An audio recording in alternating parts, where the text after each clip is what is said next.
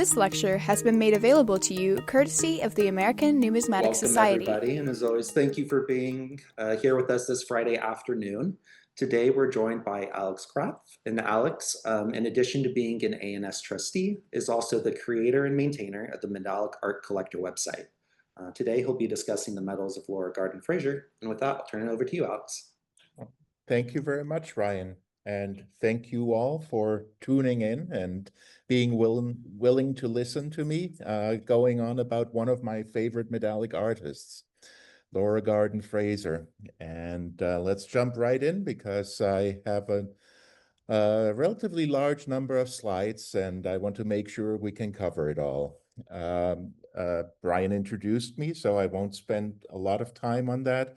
I started collecting American art medals, mostly 20th century, about 13, 14 years ago, and got deeply involved of it because I found so little information about it on the internet. I have decided to make what I find available on my websites and hopefully through an upcoming series of ebooks. What about Laura Gardin Fraser? Why should you care about her? By virtue of you being there, you are at least somewhat interested, but many of my ANS friends are collectors of Greek, Roman, or colonial coinage. And as no one saw it, really. And that means that I feel I have to explain a little bit about it. She was the first woman to design an official US coin. She might even have been the first woman to just design any coin, but that would be a claim that's hard to verify. She designed 10 coins and medals for the US government over the course of her life, and was one of the first female sculptors to really break the gender barrier to create acclaimed monumental sculpture. There were a few contemporaries of her, of course.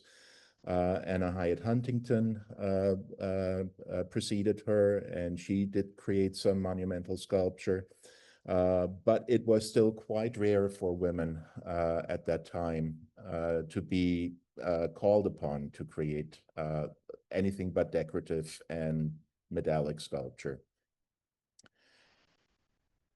She was also one of the most prolific medallic artists that I know in that time period, and much of what she did is really outstanding work.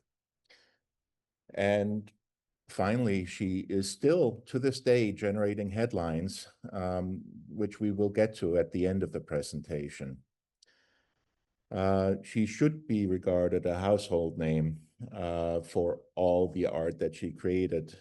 She is not, and that's what I hope to change a little bit by giving presentations like these.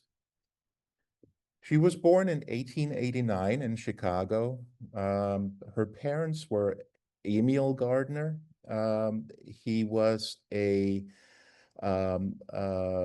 very successful man working in banking. At the time, he was rising through the ranks,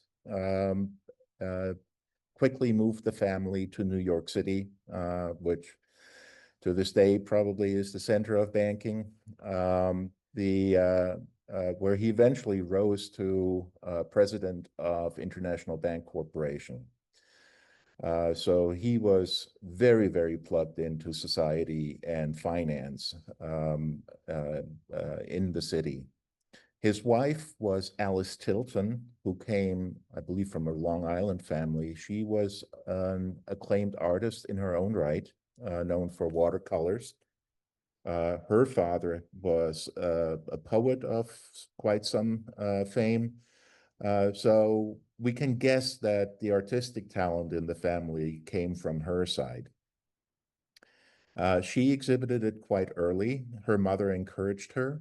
In New York, she attended the Wadley High School for Girls, the Horace Mann School, and then very briefly Columbia University. I think it became apparent to her very early on that her life lay in art.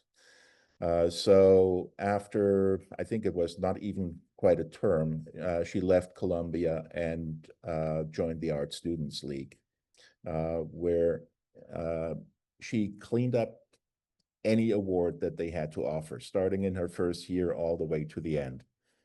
Her list of awards reads like a list of awards that a sculptor can win. She really got them all. So her talent was acknowledged very early. Her early medallic works are span the period from 1907 to 1920, and I would call them personal works and works based on patronage. No surprise there.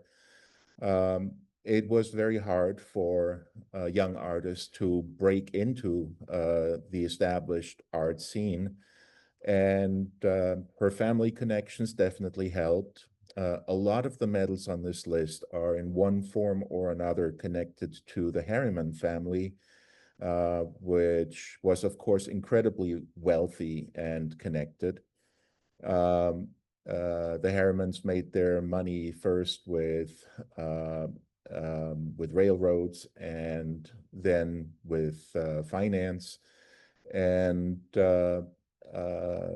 just about all the medals on that list have some connection to the Harriman family.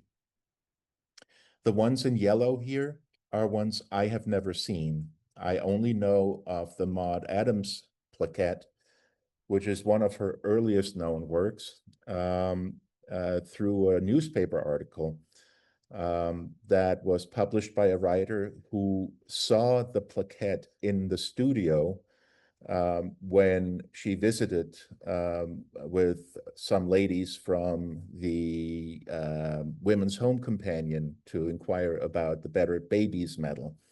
And Maud Adams was one of those early superstars on Broadway. She is depicted on this beautiful painting by Alphonse Mucha that you see here. She played Peter Pan for, I think, 15 years on Broadway. And Laura had a huge crush on her. She actually followed her on her walks through Central Park and sketched her, and then created this plaquette, sent it anonymously at first because she was embarrassed by it. And Maud Adams was so enchanted by it that she inquired. She somehow found out that it was by Laura, invited her, and they spent an afternoon together, and Maud Adams became a big fan of hers and was actually involved in recommending her to friends when it came time to select somebody to model the Better Babies medal.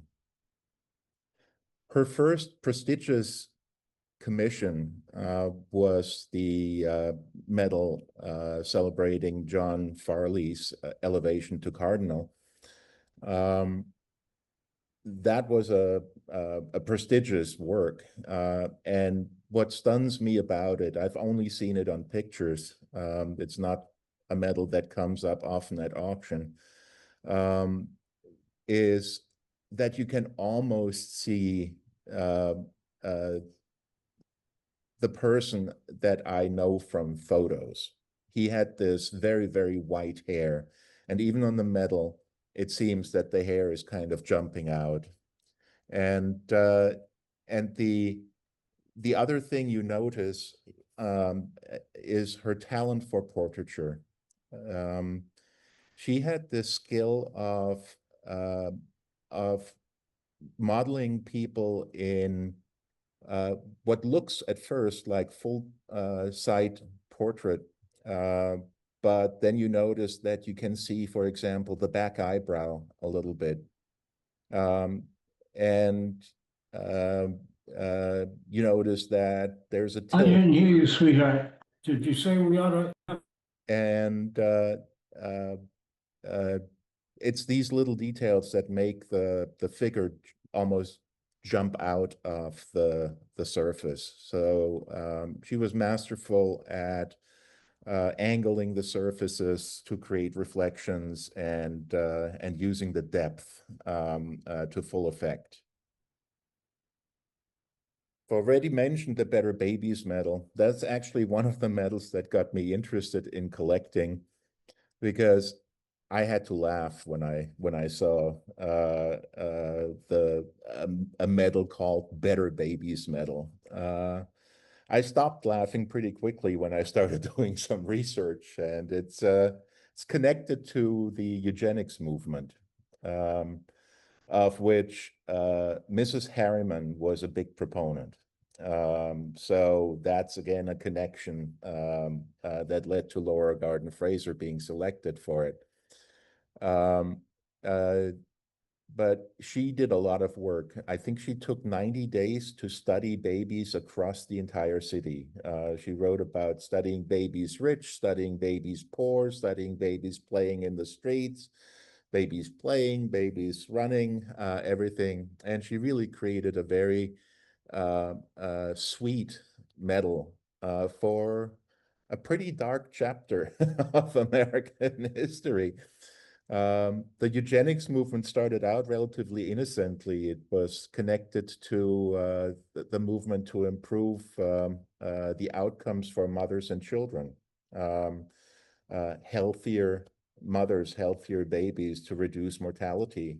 And then it got taken over by the groups that connected it to race and other factors.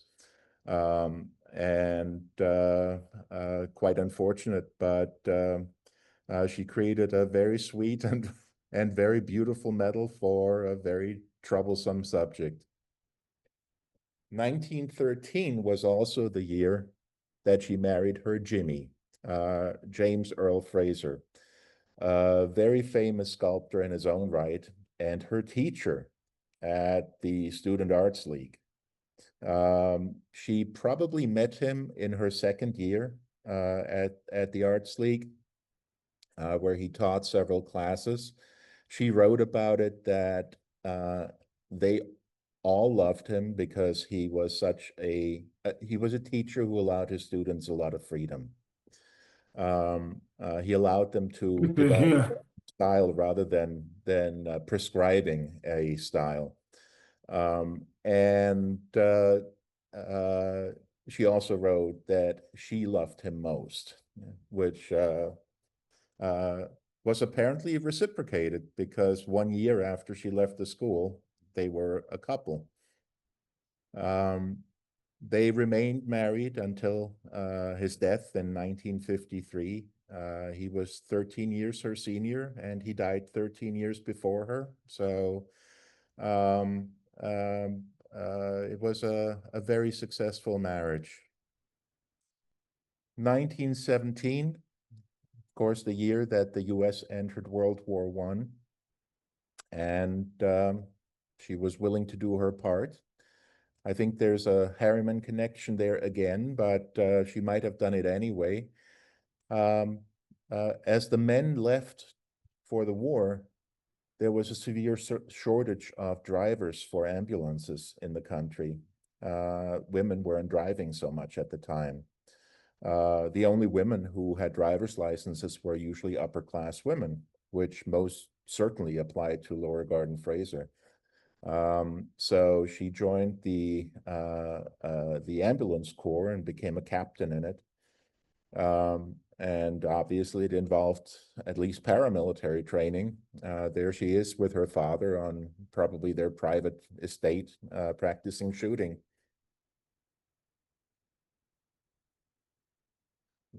1918, she did this very desirable medal for the Bide a Wee home for a shelter for small animals in New York City.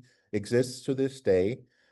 That is definitely one of the medals that are probably among her most desirable ones for collectors.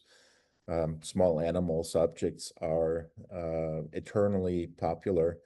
And she had a skill, a lot of her early decorative sculpture was small animal. She did geese, she did goats, she did like baby goats, she did ducks, she did it all. I was unaware of this little gem till last year when I noticed that it had sold 2 months earlier to an unknown collector.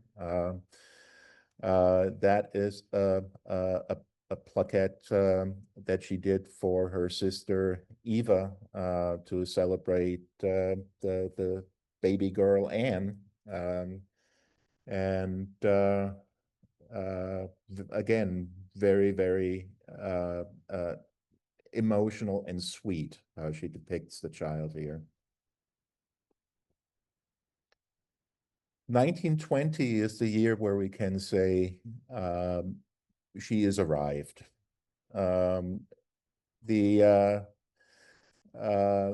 She starts doing larger works. She did a lot of horse sculpture. Horses were a hugely important factor in her life. She said once that she could not imagine a life without horses. She started riding very early on. She actually started her own polo club and on her estate in Westport, Connecticut.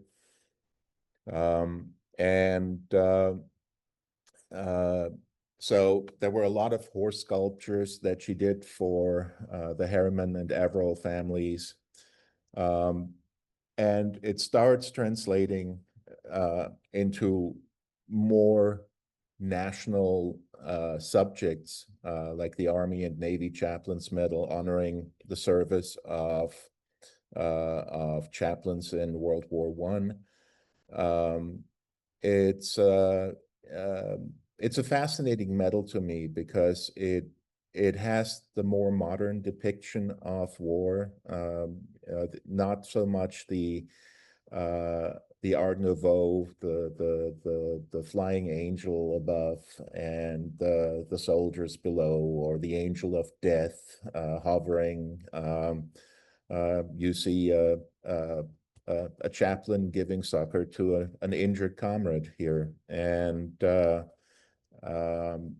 warship on the reverse. So a very modern medal in its way. Her big breakthrough, though, was definitely the first coin. Again, despite I will never say that she didn't deserve that, but she got the deal through patronage, in this case, her husband's. James Earl Fraser was a member of the National Arts Commission that was charged with controlling the various commemorative issues. This one was troubled. The Alabama Centennial Commemorative $50 had been proposed for years. At first, they had wanted the state capitol on the front, but James Earl Fraser hated buildings on coins. He said they don't translate well. So they proposed Woodrow Wilson, but then control of the White House changed and Harding became president. And so they nixed the Wilson idea, and then they came up with the first and current governor, Bibb and Kilby. But that caused a problem because since 1866, it had been illegal to have living politicians on currency. And Kilby was very much alive. And that led to lengthy debates, which yielded the resolution that the law really only applied to paper currency and not to coins. So finally it went through, but that left them with 3 months to get a design into production. And they hadn't even selected an artist. So James Earl Fraser said, "Why don't you ask my wife whether she can do it?" So she submitted a design in record time. It was accepted. It went into production within 3 months, and it was hugely successful. Everybody liked it, except the government. The government started bemoaning that not only was there no contract and no official appointment in place, so they refused to pay her, but also her initials were too large on the coin, smelling of patronage again. So she had real trouble collecting her pay for this beautiful coin. In the end, it got straightened out, and after she insisted on a regular appointment letter, she got to do the Grand Memorial commemorative $50 in 1922. Again, beautifully done coin. Coins are so much more restrictive than metals because the height of the relief is much more restricted. They have to lie flat. They must not catch. So what she achieved in terms of depth on that portrait with the limitations of a coin is quite remarkable. And again, this became a highly popular and successful design. You might not hardly notice it. I'll flash it a couple of times to draw attention to it. She took her first the troubles with her first coin as a lesson, and here's her barely legible monogram, LGF. I don't know whether she made it so tiny as a subtle protest or whether it was prescribed that way, but I think she literally made a point there. Animals continue to be a subject. She got the commission to do a beautiful medal for the Irish Setter Club. To this day, I think it's being used. The Morgan Horse Club medal, a gorgeous depiction of a stallion and the mare with the filly. Polo. There was probably no artist better suited to do a medal about polo horses. As I mentioned, she founded her own polo club, and an artist who lived on the same estate with them and worked on scaling designs for them said that very often you could see her galloping around with the polo mallet in her hand. It's also the time now that she really starts getting monumental commissions. I don't have many slides about her monumental commissions, but it deserves to be mentioned. Her commission for the Elks National Veterans Memorial won her the gold medal of the Allied Artists. This is what it looks like in real life. And she and her husband together were commissioned to provide sculpture for the building. I think Adolf Alexander Weinman also provided something for the outside of the building.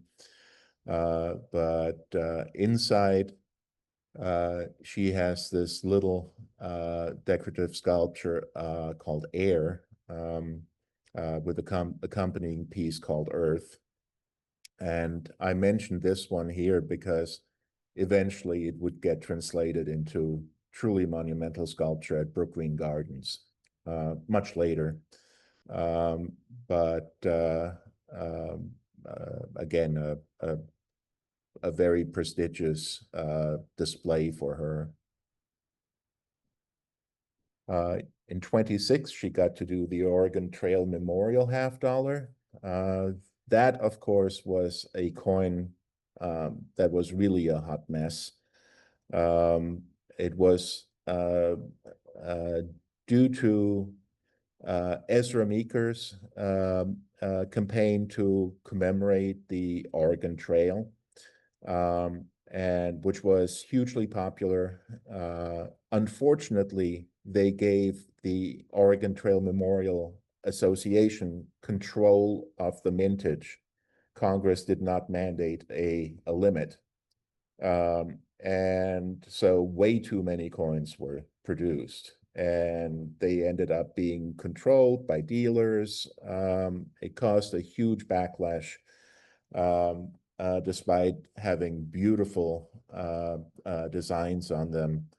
The Frasers, it is noteworthy that the Frasers cooperated on this design. This is the only project that husband and wife officially did together. And you can see it. I'll point it out on a related medal later.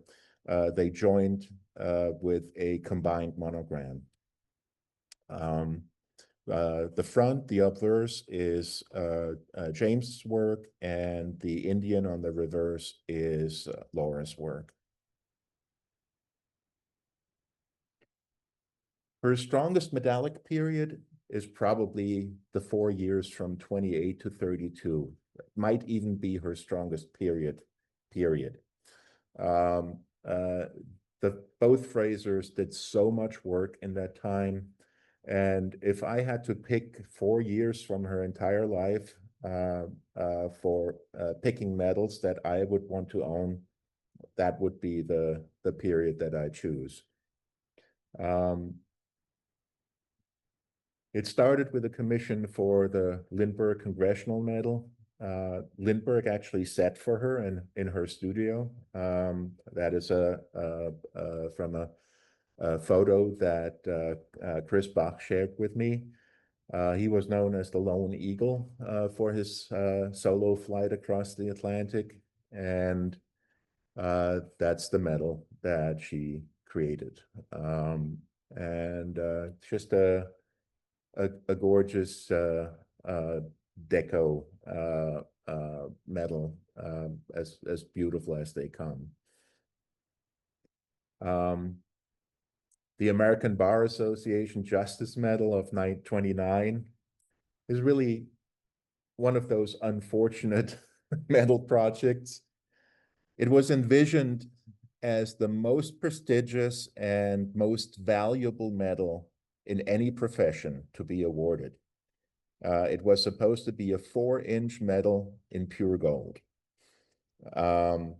It got endowed in 1928, I believe. And guess what happened in 1928-29? The Depression happened, and I don't think a pure gold version of that medal ever got struck. The only ones that I've seen have been gilt, and they might have made some smaller ones later, but I have not encountered one. But the reverse, with Justice seated on her throne there, is a beautifully rendered design.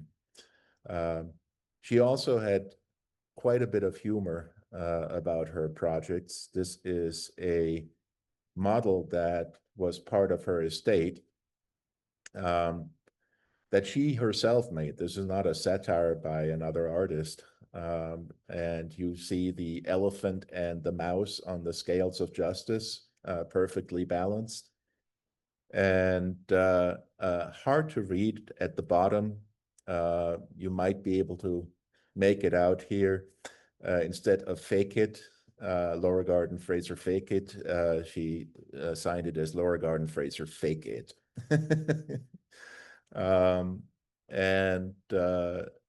So she definitely had a sense of humor. This is the another one of the projects associated with the Oregon Trail. The coin was just one. There was also a medal.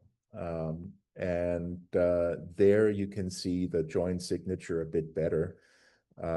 It has JEF in the first row and LG combined F in the second row. So James Earl Fraser and Laura Gardin Fraser.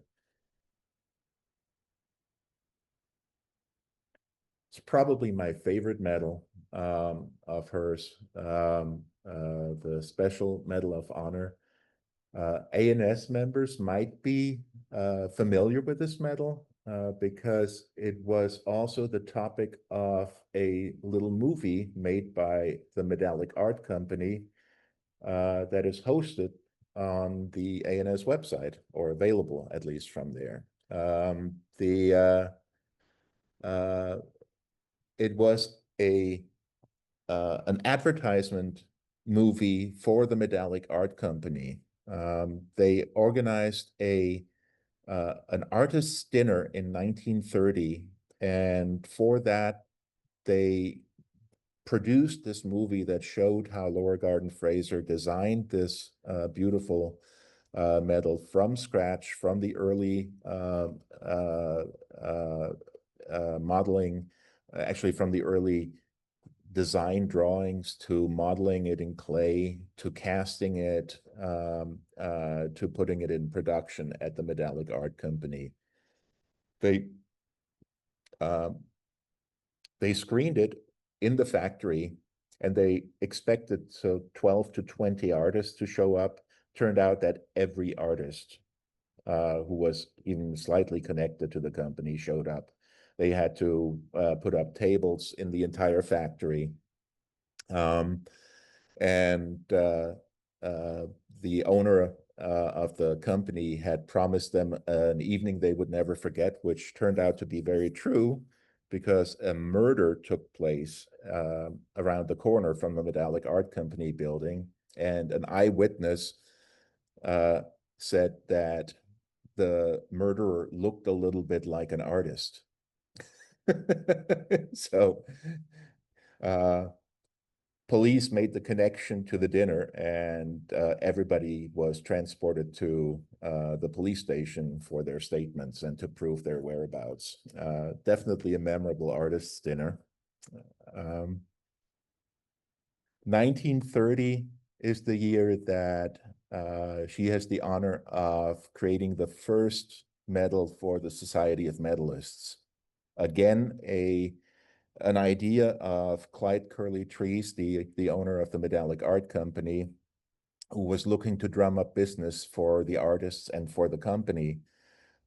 So he modeled Society of Medalists on the European counterparties of member groups for Medallic art.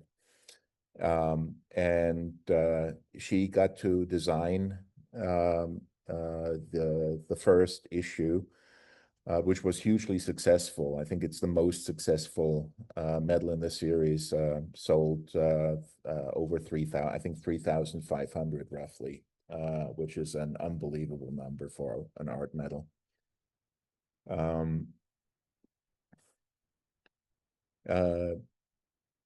The Massachusetts Bay Tercentenary was another very prestigious commission. Again, government had messed up the planning for the occasion. The medals and little tokens that they came up with were deemed unsatisfactory by some powerful people, among them William Crowninshield Endicott, a descendant of John Endicott. So he commissioned Laura Gardin Fraser privately to do this medal. And it's definitely the most beautiful medal celebrating the occasion.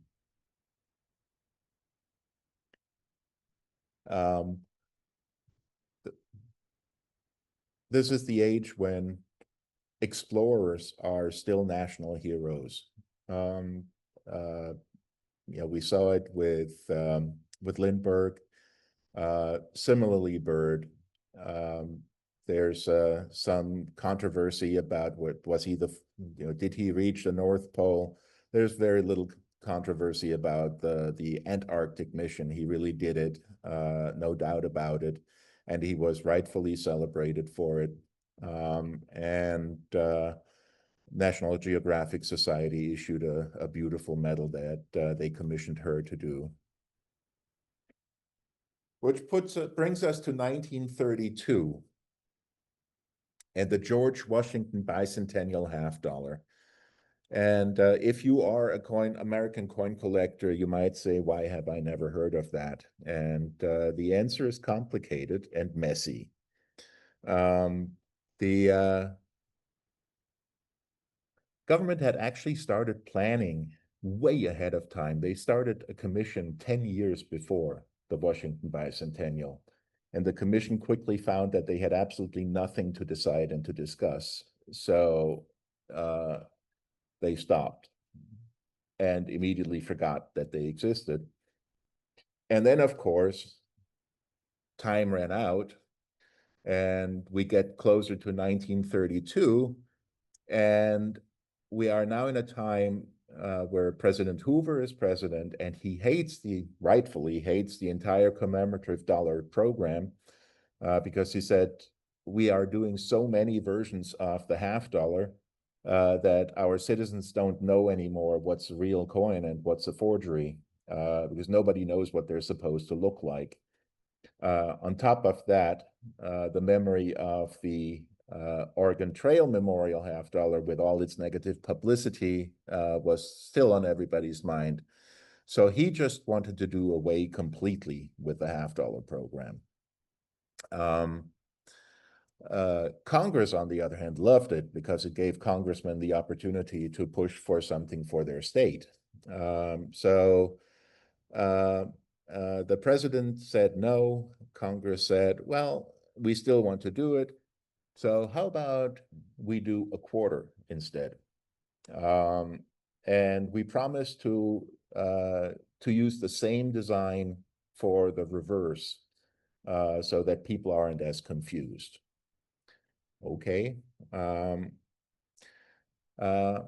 So unfortunately, the Arts Commission, the National Arts Commission, had already run the competition for the $50, and they said, whether it's a $50 or a $quarter doesn't really change things that much. We'll just use the outcome of the competition we ran for the $50, which coincidentally Laura Gardin Fraser had won. But the new director of the Mint came in and said, well, we didn't authorize that competition, so you have to redo it. So they redid it, and Laura Gardin Fraser won again. And then the Mint director said, yeah, but I really don't like it, and I want to pick my guy. And he picked Flanagan's design, to which the Art Commission said, this is ridiculous. You can't even strike that design that he came up with. So they agreed to run a third competition, and both artists got to submit changed designs that took the criticism into account. And the Art Commission picked Laura Gardin Fraser's design again, and the Treasury Director picked Flanagan's design. And the Treasury Director always wins. So despite her winning 3 rounds of competition, the $quarter was struck with Flanagan's design. And here are Laura's designs that she submitted in various rounds of competition. These were part of, I'll get to that later. I'll just keep it in mind. Some truly beautiful work.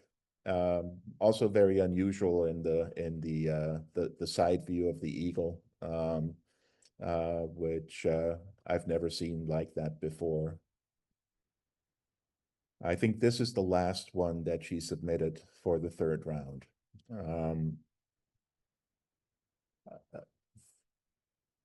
She did get the consolation prize of the medal, but that was struck at the same time.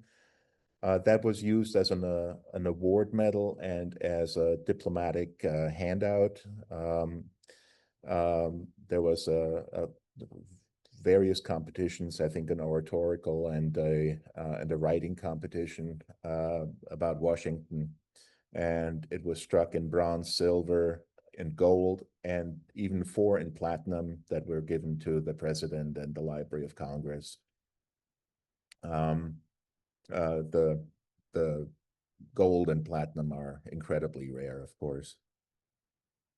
She also did a plaquette for the occasion for a Mount Vernon. I have not been able to track down the Mount Vernon that commissioned this, but it is a little gem. I only know that it was commissioned by Mount Vernon because the reverse of this photo, this is a photo that I acquired from people who got it from her studio after her death, says commissioned by Mount Vernon. That's it. Posthumously, a little bit of the wrong was righted by issuing a $5 gold coin in 1999 that used her designs. So it took them 33 years from her death, but they finally got it done. And they also used her portrait of Washington as the reverse for the Women's Quarter Series starting in 2022. So that's still ongoing. Her maturity period, which is a long time, is not as exciting from a medallic point of view, in my opinion. There's still some very strong medals, but I think she was doing so much work and so much prestigious monumental work that the medals kind of took a step back. And she did not spend as much time on the on the inspiration, or maybe she had run out of steam for the medals. I don't know, but there's an emblem that I have yet to identify. I think it's probably for Girl Scouts, but I'm awaiting confirmation for that. That's the closest that she did related to World War II that I could find. So not like in World War I, where she was very involved. World War II, she's much busier as an established artist. Of course, a congressional commission, very prestigious, but you can see it's a more traditional portrait medal than the ones that she did earlier. It's a full side view, and I suspect that she received much stricter guidance for her commissions for these projects. She had a long-standing association with West Point, personal friendship with someone who was a colonel at first at West Point and then became the superintendent. So she did multiple medals for West Point. That's one of the gorgeous ones. And of course, she did the A&S Centennial Medal. It's actually not one of my favorite medals of hers. I think the proportions on the man are slightly awkward, but that might be just me. It's still a beautiful work, and I love the reverse. The Pegasus and the workers are beautifully done.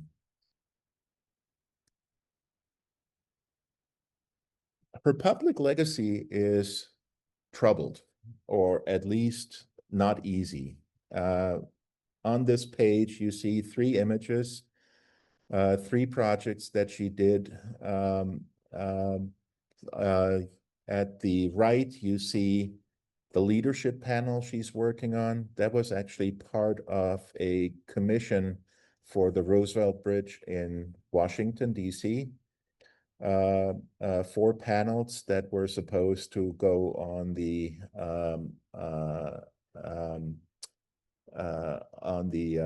on both sides of the bridge. Leadership, courage, power, and forget the 4th one. But at that time, the Kennedy administration had come in. The focus of the Arts Commission was changing to modern, and they paid her for it. They never installed it. It took her, well, no, she never found out what happened to her work. She delivered it in 63, I believe. She died in 66. And despite asking multiple times, she was never told what had happened to the pieces of art. And that was very, very hard for an artist of her standing. I'll read a passage to her that is about another sculpture, which you see below. There she's working on the Lee statue for the Jackson Lee Memorial in Baltimore. Hard work, horses, research, and imagination went into the statues, and 12 years of my life.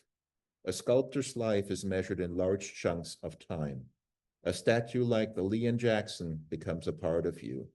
It's like raising a child. Of course, Jimmy and I carried on other projects at the same time. If a project wasn't literally big and big in importance, then it wasn't really worth the while. Of the $100,000 I received for Lee and Jackson, I might have netted 15. The architecture alone cost $50,000. Then there was the casting and shipping cost. Of course, there's no satisfaction quite like that of a beautifully complete and acceptable creation. Jimmy liked my Lee and Jackson. That was enough. So you can tell how deeply involved she became with her creations, particularly after spending long periods of time on creating them. And even if she got paid, to not know what happened to have it discarded, essentially, must have been very rough for her.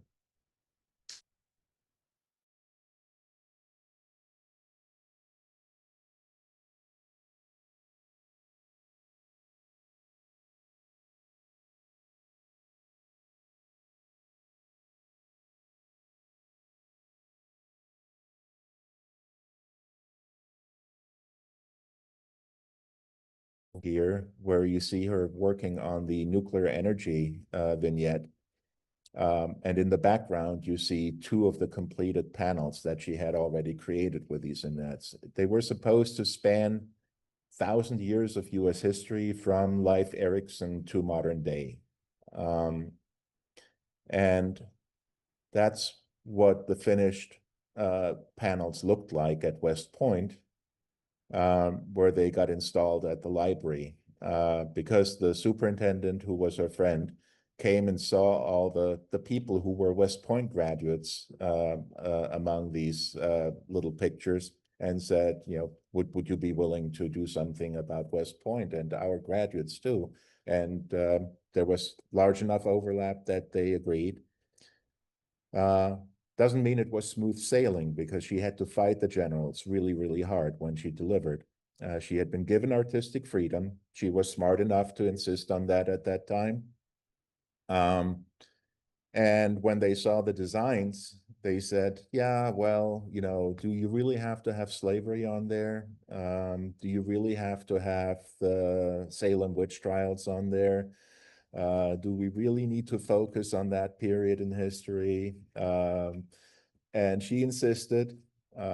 She threatened to take them to court based on her contract, and they finally relented, and she got to deliver them the way they were. And there the story should end. But then we get to 2020, and the Congressional Naming Commission is put in place to remove all mention of people who had fought on the side of the Confederacy from government installations. Guess what? The entire middle panel is pretty much the Civil War time. And what you see here, we can go into a little bit more detail. You see Lincoln in the middle as the uniter of the country. You can see the root of the tree of liberty above. And then you have the armies of the North on the right, led by 3 generals by name. And you have the armies of the South on the other side, led by 3 generals by name. And below you have East meets West. So that's how she pulls in, East unites with West, North unites with South, and we become a nation. That was the subject of this middle panel. Unfortunately, Congress in its military appropriations bill had mandated that no mention of Jackson, Lee, or Stewart, because they were volunteers for the Confederacy, could remain on government property.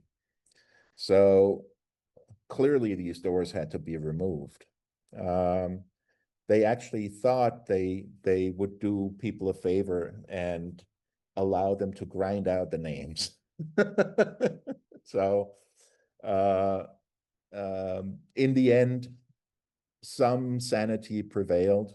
The doors were removed. It took me years to find out. I just found out a few weeks ago what happened to them. They are going to the town of Weston in Connecticut, where they will be installed. The town of Weston already has the plaster models of these panels, and they will find a place of honor there. It's also noteworthy that there was a big storm of public outrage about the figure of a Ku Klux Klan man. You see it at the bottom there on the left. One headline that I still remember was Ku Klux Klan figure discovered at West Point. Of course, the description that Laura delivered with the panels calls it a hooded criminal fighting against law and order, and so it's very, very clear what her intent was. Again, she tried to depict history as she saw it. But that all of that didn't matter at the time, and unfortunately, these beautiful panels had to be removed. But at least they're coming to a good place now. The same cannot be said for her Jackson Lee statue in Baltimore. The city council actually voted to remove and destroy the sculpture. Destruction probably was averted, though nobody in Baltimore will answer my questions. I still have to find out what actually happened to the removed sculpture. She died in 1966, survived her Jimmy by 13 years and had no children. Efforts to protect the studio and the estate failed. There was just no money. Her sister Leila, inherited the estate and basically said, empty it out, sell it off, and we have to be done with this. Which led to a lot of their possessions being put in dumpsters. I had the luck of encountering the Rokovansky family a couple of years ago. Mr. Tom Rokovansky and his wife Nancy. He is the son of Mr. Rokovansky Sr., who was an artist who lived on the Fraser estate. Was probably an artist himself, started out as a hand model for James, but proved to be so good at scaling sculpture that they said, build a house here and you do the scaling work for us. So they would create a a reasonably sized, maybe 6 foot or so model, and he would scale it up to the monumental dimensions that they needed it at. And the Rokovansky family rescued, I think, 5 trailer loads of stuff, and then started selling it off and donating it to museums. Unfortunately, to this day, I would say various governments still don't treat her art the way it deserves to be treated from an artistic perspective, which is a strange disconnect when you compare it to the collectors who value her works highly. And that really brings me to the end. I have one more thing, and that is totally unconnected to Laura. I just want to mention it, and that is the ANS semi-quincentennial medal that I'm trying to get off the ground for the ANS. We are trying to have a medal struck next year that celebrates our country's 250th anniversary. And you can help us by donating whatever amount you can or feel comfortable. Unfortunately, producing a struck medal has become very, very expensive, particularly if you want to make it an artistic medal in the tradition of the medals that the ANS and earlier periods were known for. Not just a slightly elevated 2D graphic design with a waving flag and an eagle on it, but a piece of art. So help out if you can, and if not, that's great too. Thank you very much for sticking it out with me for almost an hour. And if you have any questions, feel free to ask. Yes, thank you so much, Alex. This was a really great, interesting presentation. Even had a few people on the side messaging me just to say how much they're enjoying it. Oh, great. Yeah, if Alex, anyone has any questions. Yeah, I was wondering, Alex, in your research of Laura, and I haven't been able to find it myself, but I believe she was an instructor, either after graduating at the Art League or after World War I, but that she had taught at Pratt Institute, for which I'm an alumni, but I know Herbert Adams, well-known sculptor as well, taught there and may have brought her there, but I have not been able to find kind of the years that she worked or taught at Pratt. Yeah, I have never heard of that. But you're a much better researcher than I am, so I'm not surprised about that. The only teaching stint that I know is her last year at the Student Arts League.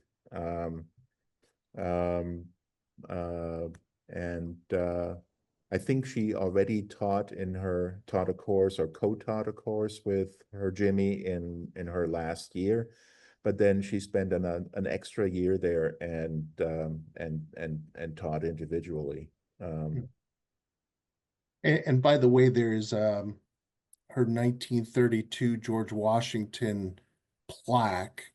Mhm. The large version hangs in the Pratt Library. So one of the reasons I got so interested in Laura as a student. So anyway, I'll dig into that, but I've been just Okay. curious to Well, know. keep me in the loop. Yes, I will, definitely. Great presentation. Thank you. Any other questions? And feel free to reach out to me by email if you have anything after the fact, if you think of anything. or if you want to share information with me. I do not claim exclusive expertise. As you can see, Chris probably knows more about things than I do in many areas. The ANS medal being proposed for next year, would that be a competition? So Invited? what we're trying to do is artists hate competitions, I've learned. And so we're right now, Peter and I, at the stage where we're trying to select a short list of artists that we think matches the style that we have in mind. We want to give the artists as much freedom as we can.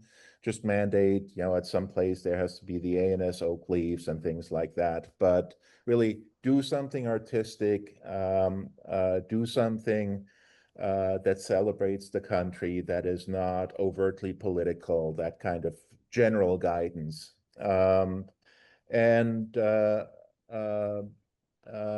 then we want to go out to a short list of artists, pay them for a design, and say, we'll pay you more if we pick your design.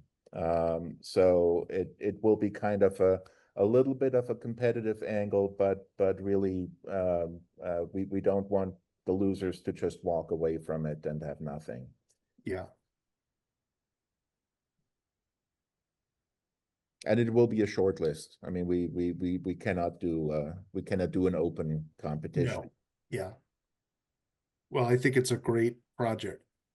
Thank you.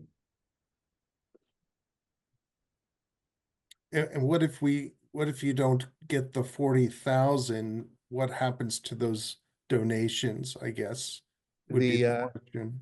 Well, this might be the wrong thing to say. We'll do it anyway. So don't. I hope that discourages the ones of you who were willing to give before, but Yeah. But we have enough money in hand right now that we can probably do it. We are at over $20,000, which gives us enough money that we could at least run the first round. I have not yet talked to artists to find out how much they would charge for a design. Can we attract the artists that we would like? That I don't know. I would like to have, we might have to restrict the number of artists if we don't collect the full amount. We might have to, we might not get the artists we would really like as part of the project. That I don't, but we will do something. We will get it done. That I can promise.